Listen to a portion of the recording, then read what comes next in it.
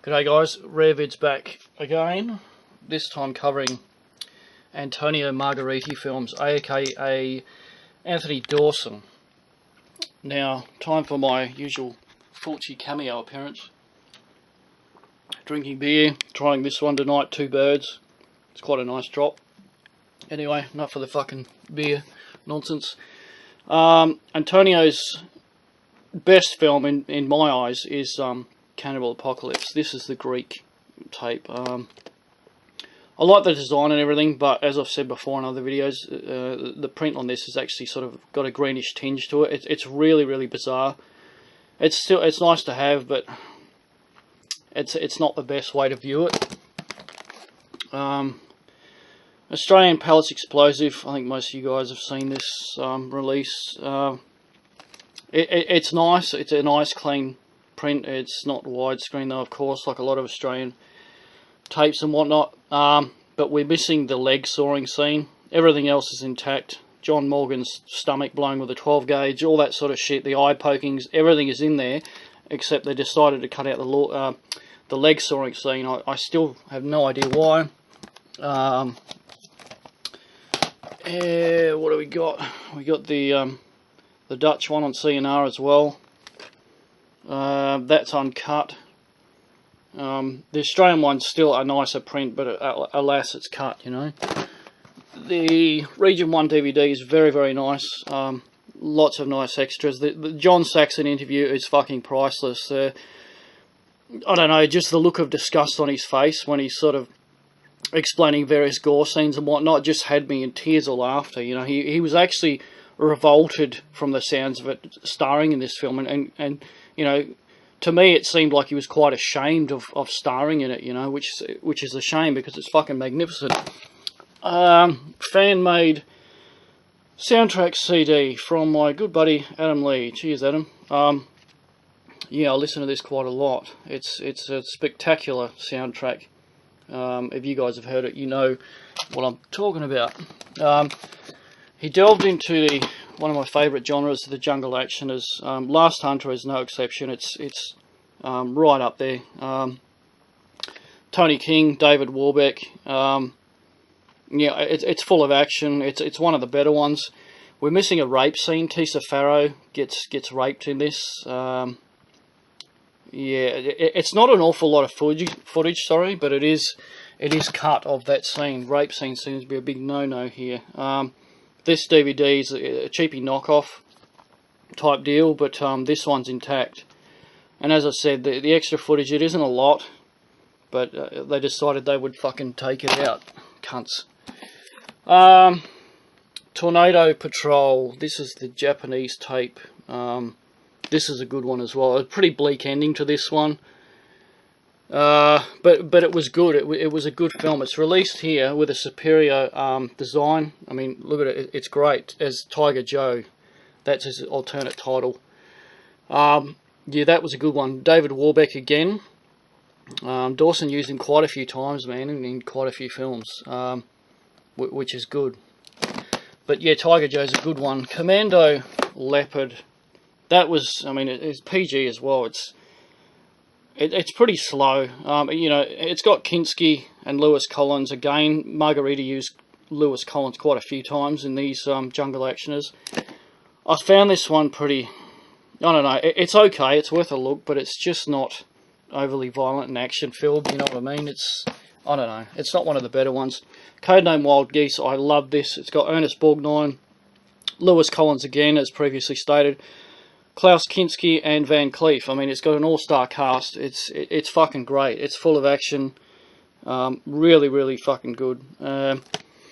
Margariti's renowned for using, you know, models, set pieces, that sort of thing. A lot of people don't like that sort of thing, but I think it adds to the charm of these films. You know, you can clearly see the helicopter flying around is clearly remote controlled. The dams and whatnot are busting, and the houses being fucking flooded and whatever. You can clearly see it's like little houses made up out of plastic and whatnot. But I like that sort of shit, you know. Shows ingenuity. Hunters of the Golden Cobra. David Warbeck yet again. That Interlingi chick there with the blonde hair from I'm pretty sure she's the chick in City of the Living Dead that spews her guts out her mouth. That was a good one. It's like an Indiana Jonesy type knockoff, but it was good. It was paced well. It had a fair bit of action, really sort of cheesy, you know. And then he made a similar one, Ark of the Sun God. I also liked this as well. You got Warbeck again, John Steiner. I mean, that guy was in everything. Alan Collins as well. Dawson always used Alan Collins in a lot of his shit. So, yeah, I mean, it says PG, but it's entertaining. Treasure Island, I've never watched this. He directed this. He's uncredited for this. Anthony Quinn, Ernest Borgnine. I'm actually a big fan of Borgnine, but, yeah, I don't know. I've never got round to watching that. I think originally this was a few parts. We only got this one, but I think from memory there's 1 or 2 parts of this thing. This is fucking great. Red Brown. From memory, he gets transported back in time to the prehistoric age and whatnot. I can't fucking remember how, but it's really entertaining. This scene here, it just steals the show. Red Brown kills a pterodactyl and makes a hang glider out of it and glides down from some cliff face. And I remember having fucking tears rolling out my eyes watching that. Massively recommended. Indio. I did watch this a long time ago, but I found it pretty dreary because it sort of goes on about environmental issues and blah blah blah. You know, I like to watch these things for action and whatnot, but I found this a bit sort of, I don't know, just it wasn't my thing. I'd have to go back and watch it again. It may well be better, you know, reviewing it again now, but at the time when I was a kid, I sort of found it pretty crap, you know, to be honest. A lot of people don't know, but Margariti co-directed Andy Warhol's Flash of Frankenstein. Spectacular film. I'm sure you guys have all seen it. He also co-directed Blood for Dracula, which for some reason I do not have. Killer Fish. This one wasn't too bad. It's not fantastic, but it's definitely worth a look. And the Australian VHS is uncut. The DVD is missing scenes of the fish attacks by piranhas and whatnot. It's got Lee Majors in it, Karen Black, Margot Hemingway. So it's got quite a good cast. It's quite a good production. You know, it's worth a look. Very rare tape. This is the old 20th Century Fox Australian one. It's very hard to find. Unfortunately, mine's faded. Margariti delved into spaghetti westerns as well. This is the UK tape, Vengeance. I found this quite fucking tame. You know, I like spaghetti westerns, have lots of shootouts, violence all the way through it. This was more sort of story orientated from the way I remember it, and this scene here, I wanted to see this cunt get ripped apart, drawn and quartered by the horses, but it does happen, but it's off screen, you don't see it, which was a disappointment. Kane's Revenge, this is fantastic. Alan Collins is in it again. Kinski is in the main role, one of the main roles. And it was a very good western. It was like, I can describe it as like a gothic western, you know, it was very dark.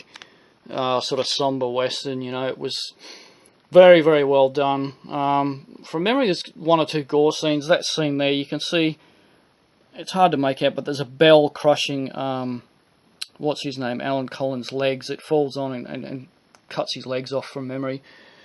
There was quite a lot of nice touches in that one. If you've seen it, you know what I mean. It's a fucking great film. Blood Money, this is also known as The Stranger and the Gunfighter from memory. This was very good. Great story. This one is in superb condition. I've still got the fucking sticker on there. The 7-piece sticker. As you can see, I put the silica gel packets in there to save tapes from mould. It actually does quite a good job.